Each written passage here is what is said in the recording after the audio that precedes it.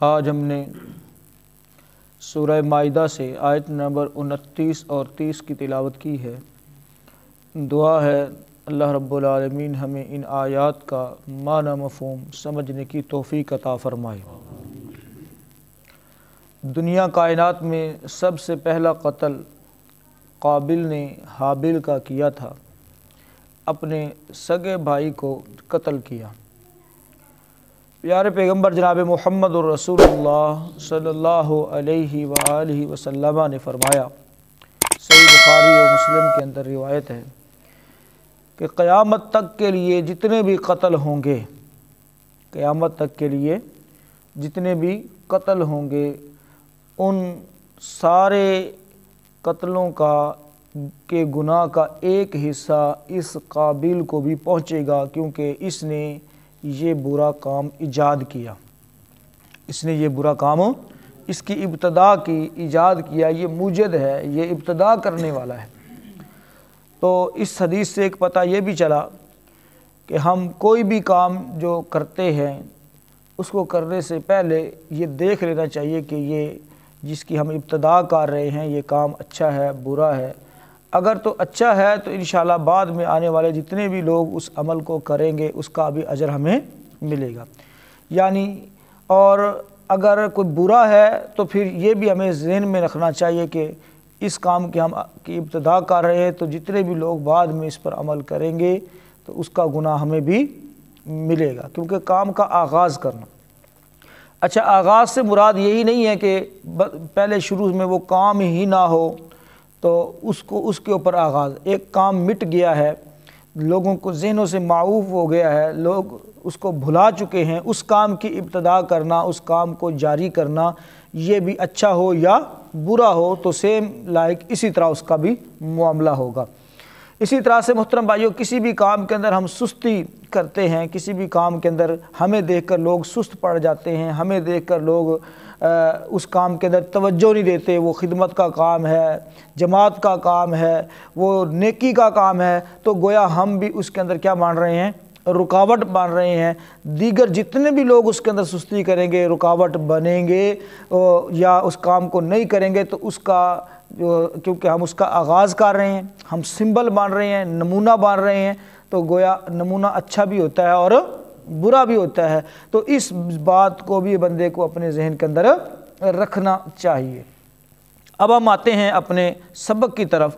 محترم بھائیوں، سبق میں ہم نے پیچھے جو پڑھا کہ اس نے دھمکی دے دی تھی کہ میں تجھے قتل کر دوں گا، اور اس نے اس کے اوپر ہاتھ اٹھایا، جبکہ جو دوسرا بھائی تھا حابیل، اس نے اس بات کا اعلان کیا کہ اپنا دفاع تو کرنا ضروری ہے لیکن میں تیری طرف قتل کے لیے ہاتھ نہیں بڑھاؤں گا، جوابی حملہ نہیں کروں گا۔ اب اس نے دوسری جو بات کی وہ یہ تھی کہ میں اللہ سے ڈرتا ہوں، یہ نہیں ہے کہ میں کوئی کمزور ہوں جی یا بے بس ہوں، بلکہ مجھے تیرے اوپر حملہ کرنے سے روکنے والی چیز کیا ہے؟ اللہ کا ڈر اور خوف ہے۔ تو ہمیشہ بندے کو کمزور ہی نہیں سمجھنا چاہیے کہ یہ کمزور ہے اس وجہ سے پیچھے ہو رہا ہے، کمزور ہے اس وجہ سے مجھے کچھ کہہ نہیں رہا۔ مطلب یہ ہے کہ کسی کو ہمیشہ کمزور نہیں سمجھنا جی، ہو سکتا ہے وہ تقوی کی بنیاد پر ایسا کر رہا ہو یا ہمدردی کی بنیاد پر ایسا کر رہا ہو، تو یہ ساری چیزیں اپنے سامنے رکھنی چاہیے۔ اس کے بعد محترم بھائی جو اگلی بات اس نے کہی وہ آج کا ہمارا سبق ہے۔ فرمایا انی، بے شک میں چاہتا ہوں، اریدو چاہتا ہوں، ان تبوء، یہ کہ لوٹے تم بِإِثْمِی، میرے گناہ کے ساتھ، وَإِثْمِکَ، اور اپنے گناہ کے ساتھ، یعنی میرا گناہ اور اپنا گناہ یہ تیرے سر پر بال اس کا پڑے۔ میرا گناہ مراد کیا ہے؟ اگر میں قتل کے ارادے سے تیرے اوپر حملہ کرتا تو وہ گناہ، اور اسی طرح سے جو مظلوم ہوتا ہے اس کے گناہ بھی کس کے اوپر ڈالے جاتے ہیں؟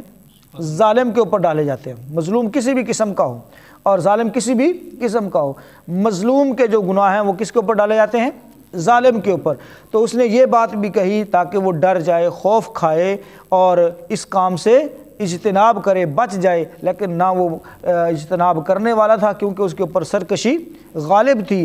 تو فرمایا میں تو یہ چاہتا ہوں کہ میرا گناہ اور اپنا گناہ لے کر تو لوٹے، فَتَكُونَ، پس تو ہو جائے، مِنْ أَصْحَابِ النَّارِ، آگ والوں میں سے، وَذَلِكَ، اور یہ جزاء الظالمین، ظالموں کی جزا ہے، ظالموں کا یہی بدلہ ہے، یہی ٹھکانہ ہے، یہی ظالموں کی جزا ہے۔ فطوعت پس ابھارا، لہو اس کو، نفسہ اس کے نفس نے، اس کے نفس نے۔ فطوعت اس کے کئی ایک معنی ہیں، ایک معنی تو ابھارنا ہے، تحریض دلانا ہے، ہاں جی، انگیخت کرنا ہے، اور دوسرا اس کا معنی پسندیدہ بنا دینا ہے۔ دوسرا اس کا معنی کیا ہے؟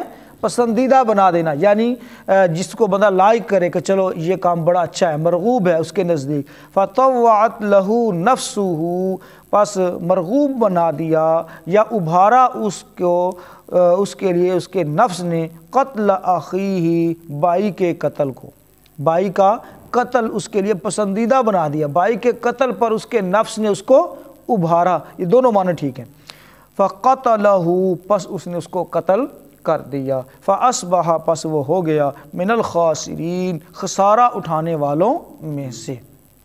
ترجمہ دوبارہ سے دیکھیں، انی اریدو میں تو یہ چاہتا ہوں، ان تبوء یہ کہ تو لوٹے باسمی و اسمی کا میرے گناہ اور اپنے گناہ کے ساتھ، فتکون پس تو ہو جائے من اصحاب النار آگ والوں میں سے، وذالک اور یہ ہے جزاء الظالمین ظالم لوگوں کا بدلہ، ظالموں کی سزا۔ فطوعت لہ نفسہ قتل اخیہ تو اس کے لیے اس کے نفس نے اس کے بھائی کے قتل کو پسندیدہ بنا دیا، یا بھائی کے قتل پر اس کے نفس نے اس کو ابھارا۔ فقتلہ پس اس نے اسے قتل کر دیا، فاصبح من الخاسرین پس وہ ہو گیا خسارہ اٹھانے والوں میں سے۔ محترم بھائیو، بہت آسان سبق ہے آج کا ہمارا، لیکن سمجھنے کے اعتبار سے اور اپنے انجام کے اعتبار سے بہت ہی بڑا سبق ہے۔ پیارے پیغمبر جناب محمد رسول اللہ صلی اللہ علیہ وسلم نے اس حوالے سے بہت کہہ لیں کہ ہماری تربیت فرمائی ہے، اپنی امت کی تربیت فرمائی ہے۔ نبی صلی اللہ علیہ وسلم نے فرمایا، مومن کو برا بھلا کہنا، اپنے مسلمان بھائی کو گالی دینا یہ اس کو قتل کرنے کے برابر ہے۔ گالی دینا اس کو کیا ہے؟ قتل کرنے کے برابر ہے۔ اور جو قتل ہے، اللہ اکبر، اس کے بارے میں تو آگے ہم پڑھیں گے، اللہ رب العالمین نے واضح کر دیا، جس نے کسی ایک جان کو ناحق قتل کیا، جس نے کسی ایک جان کو ناحق قتل کیا، گویا اس نے پوری انسانیت کو قتل کر دیا، پوری انسانیت کو قتل کر دیا، یعنی اتنا بڑا یہ گناہ ہے، یعنی اتنا بڑا گناہ۔ تو اب ہم کیسے ان چیزوں سے کی روک تھام کر سکتے ہیں، کیسے محترم بھائیوں ان چیزوں سے بچ سکتے ہیں؟ تو اس کے لیے سب سے پہلے اپنے دل کو پاک صاف کرنا ہوگا۔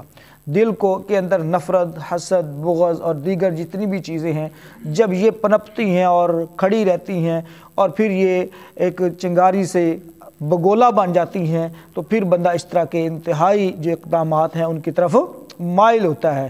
اور یہاں ایک بات بہت زیادہ کھل کر اللہ رب العالمین نے بیان کر دی ہے کہ ہم اکثر طور پر ہر غلطی اور قصور کے پیچھے یہ یا اس کا جو کریڈٹ ہے وہ کس کو دے رہے ہوتے ہیں؟ شیطان کو دے رہے ہوتے ہیں۔ کس کو دے رہے ہوتے ہیں؟ شیطان کو دے رہے ہوتے ہیں۔ اس کے اندر کوئی شک نہیں ہے کہ شیطان برائی پر ابھارنے والی ایک طاقت ہے، ایک قوت ہے، اس کا کام ہے ہمیں گمراہ کرنا، اور وہ سب سے بڑا دشمن اور کھلا دشمن ہے۔ لیکن یاد رکھیے، یہ جو انسان کا نفس ہے یہ بھی اس کو گناہ پر ابھارتا ہے، گناہ پر ابھارنے والی طاقت یہ بھی ہے انسان کا نفس۔ اس کی اگر ہم دلیل لیں تو محترم بھائیو آپ دیکھیں، رسول محترم صلی اللہ علیہ وسلم نے فرمایا کہ جب رمضان داخل ہوتا ہے تو شیطان کو قید کر دیا جاتا ہے۔ سنا ہوا ہے نا، یہ سب مشہور حدیث ہے، شیطان کو کیا کر دیا جاتا ہے؟ قید کر دیا جاتا ہے۔ اب مجھے بتائیں کہ کیا رمضان کے اندر کوئی گناہ نہیں ہوتا؟ کیا رمضان کی راتیں رنگین نہیں گزرتی؟ رمضان کے اندر چوری ڈکیٹیاں نہیں ہوتی؟ سب کچھ ہو رہا ہوتا ہے۔ تو کیوں ہو رہا ہوتا ہے؟ شیطان تو قید ہے، شیطان تو بندھا ہوا ہے۔ یہ انسان کا نفس ہے جو اس کو برائی کے اوپر ابھارتا ہے۔ شیطان نے اس کو ٹریک پر چڑھا دیا ہے، اب یہ نفس ہے، یہ منہ زور گھوڑا بنا ہوا ہے اور اس کو لے اڑا پھرتا ہے۔ اور اسی لیے اللہ کے رسول صلی اللہ علیہ وسلم نے ہمیشہ ہر خطبہ کے اندر الفاظ ہیں، وَمِن شُرُورِ أَنفُسِنَا، یا اللہ ہمیں نفس کی جو شرارتیں ہیں نا اس سے محفوظ فرما۔ سنا ہوا نا الفاظ یہ خطبہ کے اندر، ہاں جی، اللہ کے نبی صلی اللہ علیہ وسلم ہر خطبے کے اندر یہ الفاظ، وَمِن شُرُورِ أَنفُسِنَا، نفسوں کی شرارتوں سے۔ اور پھر صبح و صبح و شام کے اذکار کے اندر بھی اللہ کے نبی صلی اللہ علیہ وسلم ہمیشہ جو ہے نفس کی شرارتوں سے پناہ مانگا کرتے تھے۔ ایک مختصر اور چھوٹی سی دعا ہے، اس کو ضرور پڑھا کریں، اپنے صبح و شام کے اذکار میں اس کو شامل کریں۔ اگر پہلے نہیں کرتے تو اب آج سے ہم انشاءاللہ کر لیں۔ اور وہ پیاری سی دعا، یا حی یا قیوم برحمتک استغیث اصلح لی شأنی کلہ ولا تکلنی الی نفسی طرفۃ عین۔ یا حی یا قیوم، یہ اللہ کے دو صفاتی نام ہیں، بڑے محبوب نام ہیں، اللہ کے صفاتی نام۔ اور اللہ تعالیٰ نے کیا فرمایا؟ وَلِلَّهِ الْأَسْمَاءُ الْحُسْنَى، اللہ کے لیے اچھے اچھے نام ہیں، خوبصورت نام ہیں، فَادْعُوهُ بِهَا، اس کو انہی ناموں کے ذریعے پکارا کرو۔ تو یہ اللہ کے دو صفاتی نام ہیں، یا حی یا قیوم برحمتک استغیث، ہم تیری رحمت کے ساتھ تجھ سے مدد کا سوال کرتے ہیں۔ اور مدد کس کے خلاف مانگی جا رہی ہے؟ فرمایا اللہ کے نبی صلی اللہ علیہ وسلم نے، وَلَا تَكِلْنِي إِلَىٰ نَفْسِي وَلَا تَكِلْنِي إِلَىٰ نَفْسِي طَرْفَةَ عَيْنٍ، اور مجھے میرے نفس کے حوالے اتنی دیر بھی نہ کر جتنی دیر پلک جھپکنے میں لگتی ہے، پلک جھپکنے میں لگتی ہے۔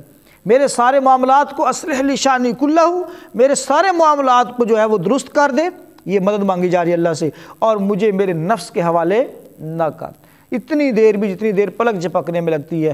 پتہ چلا پلک جھپکنے کے برابر اگر بندہ نفس کے حوالے ہو جائے تو یہ اس کا سب سے بڑا نقصان ہے۔ تو محترم بھائیو، آپ تصور کریں ان لوگوں کا جن کا سارا کاروبار زندگی ہی خواہشات نفس پر چل رہا ہے، تو ان کو بربادی سے کوئی بچا سکتا ہے؟ تو بھائیو، یہ دعائیں ہیں، یہ اذکار ہیں، اور پھر یہ قرآن ہے، یہ حدیث ہے جو بندے کو ان ساری چیزوں سے بچاتا ہے۔ اور یہاں پر اللہ نے کھل کر فرمایا کہ فَطَوَّعَتْ لَهُ نَفْسُهُ قَتْلَ أَخِيهِ، یہ اتنا بڑا دشمن ہے نفس جس نے اس کو اپنے بھائی کے قتل پر آمادہ کر دیا۔ آمادہ کرنا، فَطَوَّعَتْ کے اندر ایک مادہ جو معنی ہے وہ آمادہ کرنا بھی ہے، ٹھیک ہے، ابھارنا بھی ہے، آمادہ کرنا بھی ہے، پسندیدہ بنا دینا، تو یہ سارے معنی اس کے بنتے ہیں۔ تو بھائیو، یہاں پر اللہ رب العالمین نے واضح کیا کہ جب نفس کے پیچھے چلو گے، جس طرح سے وہ خسارہ اٹھانے والوں میں سے ہو گیا، اس کی دنیا بھی چٹ اور آخرت بھی برباد، اور کل قیامت تک کے لیے جتنے بھی قتل ہوں گے وہ سارے ان قتلوں کی سزا اور ان قتلوں کا ایک گناہ کا حصہ اس کے اوپر بھی پڑے گا۔ تو بھائیو، اللہ رب العالمین نے واضح کر دیا ہے، اب میں اور آپ اس بات کو سمجھیں، کوئی بھی گناہ، کوئی بھی غلطی، کوئی بھی خطا اس کو صرف شیطان کے اوپر نہ ڈالا کریں، بلکہ اپنے آپ کو بھی قصوروار ٹھہرایا کریں۔ اچھا، بعض لوگ یہاں پر تقدیر کی بات بھی کرتے ہیں، اس کے اندر کوئی شک نہیں ہے، اس پہلو کو بھی ہمیں سمجھنا ضروری ہے ہمارے لیے کہ تقدیر بھی کوئی چیز ہے۔ بھائیو، یاد رکھیے، تقدیر کا جو معاملہ ہے اس کے اندر یہ کہہ لیں کہ تقدیر کا معاملہ اللہ رب العالمین کے ہاں جس طرح سے پری نالج ہوتا ہے نا، یہ اللہ رب العالمین کے ہاں ہے تقدیر کا معاملہ۔ توجہ ہے سارے بھائیوں کی؟ ہاں جی، جو پری نالج ہے، لیکن اس کے اندر یہ بات ذہن میں رکھیں کہ اس کے اندر جبر نہیں ہے، جبر اس کے اندر نہیں ہے۔ مثال کے طور پر آپ کسی بچے کے سامنے ایک کھلونا ڈالتے ہیں، کھلونا ڈالتے ہیں، عین ممکن ہے آپ کو اس بات کا بھی علم ہے کہ میں نے کھلونا ڈالا ہے تو وہ بچہ ضرور اس کی طرف متوجہ ہوگا۔ اچھا، اب اس کا مطلب یہ نہیں ہے کہ آپ اس کو جبرن کہہ رہے ہیں کہ اس کھلونے کی طرف متوجہ ہوں۔ سمجھ آ رہی نا بات کی؟ یہ تقدیر کا معاملہ تھوڑا سا اس طرح سے ہے، جب آپ کھلونا ڈالتے ہیں تو آپ کو اس بات کی جو ہے کنفرمیشن ہے، ذہن آپ کا ہے کہ یہ بچہ ضرور اس کی طرف متوجہ ہوگا، لیکن اگر بچہ کسی اور خیال میں ہے تو متوجہ بھی نہیں ہوگا، ہو سکتا ہے۔ تو ہم نے اپنا جو خیال ہے وہ کس کی طرف رکھنا ہے؟ کھلونے کی طرف نہیں رکھنا، ہم نے اپنا خیال دنیا کی طرف نہیں رکھنا، ہمیں اللہ رب العالمین نے یہ تربیت دی ہے کہ ہم نے اپنا خیال کس کی طرف رکھنا ہے؟ آخرت کی طرف رکھنا ہے۔